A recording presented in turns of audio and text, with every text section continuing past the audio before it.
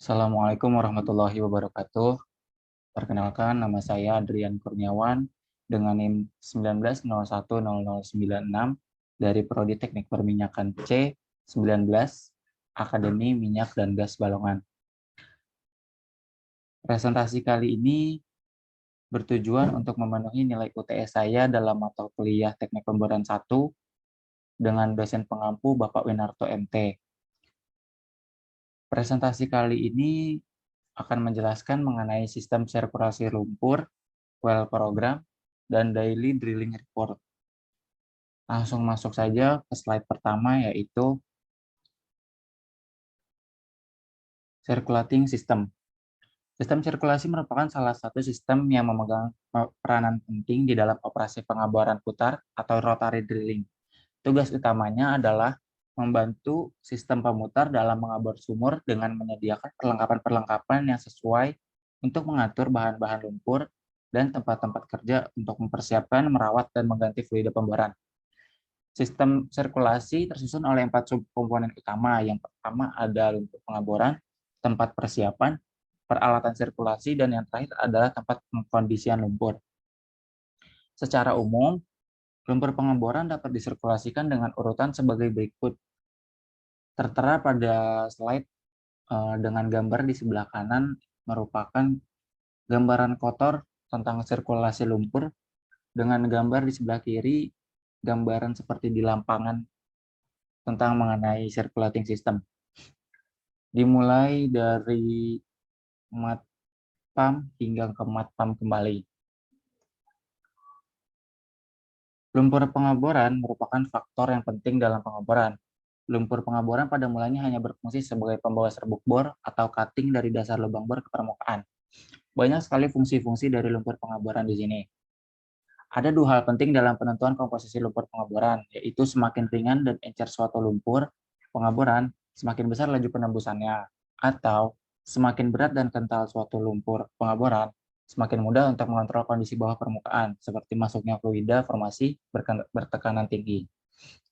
Selanjutnya, ada contoh soal mengenai estimasi waktu yang dibutuhkan untuk sirkulasi lumpur dari mat pump sampai ke mat pump kembali. Di sini diketahui data sumur dengan total depth 7.096 feet dengan diameter bit 8,5 inch dan kedalaman cassette hole 2.000 feet menggunakan casing 95/8 inch. Yang kedua ada drill string dengan drill pipe 5 inch dan drill collar 6,5 inch dengan panjang drill collar yaitu 1.000 feet. Yang ketiga diketahui data pompa tentang tekanan sirkulasi pada kecepatan normal yaitu 2.000 psi pada 60 stroke per menit. Yang kedua ada tekanan sirkulasi pada 30 stroke per menit dengan 500 psi dan diketahui satu barrel sebesar 5.615 feet kubik. Pertanyaannya adalah berapa lama total waktu untuk mat bersirkulasi dari surface ke surface atau dari mat pump ke mat pump kembali? Jawabannya adalah dengan panjang DP dikurangin total depth dikurangin panjang DC, yaitu mendapatkan hasil 6.096 feet. Maka diketahui di sini yaitu panjang drill pipe sendiri adalah 6.096 feet. Yang kedua, kita harus mencari kapasitas drill string, di mana rumus tersebut tertera pada slide berikut.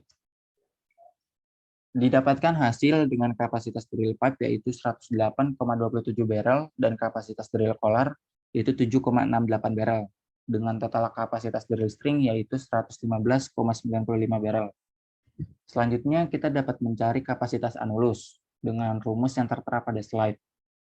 Dapat didapatkan hasil kapasitas casing 95/8 dengan drill pipe 5 inch yaitu 131,41 barrel. Kemudian ada kapasitas open hole dengan drill pipe 5 inch yaitu 188 barrel dan kapasitas open hole dengan drill collar yaitu 29,14 barrel. Dengan total kapasitas anulus, kita mendapatkan hasil 348,55 barrel. Untuk mengetahui estimasi waktu selanjutnya yaitu dengan cara penentuan waktu sirkulasi mat. Penentuan waktu sirkulasi mat dapat diketahui dengan rumus yang tertera pada slide. Sehingga waktu untuk mengisi drill string dan anulus diketahui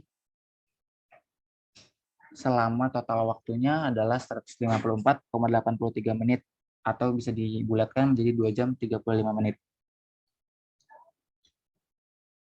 Itulah penjelasan mengenai penentuan waktu sirkulasi mat. Selanjutnya ada well program. Diketahui di sini ada lapangan Bekasi CMN 903 Jawa Barat dengan sumur ADRNA 06. Di sini diketahui yaitu dengan logging program dengan konduktor casing kedalaman 100 meter, surface casing 500 meter, intermediate casing 1.500 meter, dan production casing sedalam 2.000 meter. Dengan formasi dan total depth-nya di sini shellstone yaitu 150 meter, sandstone 600 meter, dolomite 1.700 meter, dan sandstone lagi 2.050 meter. Total depth yang didapatkan yaitu 2.200 meter. Selanjutnya ada drill string program dengan drill pipe outside diameternya yaitu 27/8 inch dengan ID-nya 2,1 inch. Dan drill collar dengan OD-nya 3,5 inch dan ID-nya 1,5 inch. Selanjutnya ada casing program, yaitu dengan hole size-nya, yaitu dengan hole size pada konduktor itu 20 inch, surface casingnya, surface hole size-nya 13/3/8 inch, intermediate hole size-nya 9/5/8 inch, dan linernya 7 inch. Pipe size paling yang digunakan pada casing program yaitu adalah 18 inch untuk konduktor, surface casing 9,5 inch, intermediate casing 8 inch, dan liner 47/8 inch. Dengan grade, kedalaman, bit, dan semen kelas, serta drilling hazard yang tertera pada slide berikut. Di sini bisa kita lihat bahwa semen kelas menggunakan semen yang sama dengan kelas yang sama, yaitu kelas G, dengan bit yang berbeda, kita menggunakan wing bit dan RCB atau roller cone bit. Di sini terdapat beberapa masalah pada setiap casing atau trayek. Dengan pada konduktor terdapat shallow gas, pada surface terdapat bit bowling, intermediate loss circulation, dan liner gas formation. Mat program yang digunakan yaitu ada barit, bentonite, KCl polymer, gel water, dan KOH light mat. Bisa dilihat dari gambar di sebelah kanan merupakan gambaran dari well profile yang akan dibuat pada sumur ADRNA 06. Selanjutnya terdapat daily drilling report pada hari pertama dari perusahaan Max Oil and Gas pada sumur yang sama yaitu Bekasi CMN 903 Jawa Barat dengan rig Rebel 1100F dan prognosis TD-nya kurang lebih 2.200 meter dengan cuaca yang cerah dengan starting depth mulai dari 0 meter sampai finishing depth itu 81,21 meter. Di sini tertera operation breakdown dengan kesimpulan catatan hari ini yaitu dengan core to TD, log well, and cement to surface. Di sini diketahui lithology description-nya yaitu dual red to yellow highly weathered iron stone. Yang kedua ada red to cream colored bayonet highly weathered sandstone with mudstone section high core loss. Di sini diketahui estimasi daily atau kumulatif cost-nya sebesar 16.700 dengan catatan kemarin belum ada karena hari ini merupakan hari pertama sehingga diakumulasikan untuk estimasi cost-nya sebesar $16.700. Di sini personel dari drill site-nya yang bekerja di lapangan ada drill crew, logger, geologis, dan cultural monitor. Berikut presentasi dari saya, kurang lebihnya mohon maaf. Apabila ada kata-kata yang kurang berkenan, mohon dimaafkan. Wassalamualaikum warahmatullahi wabarakatuh.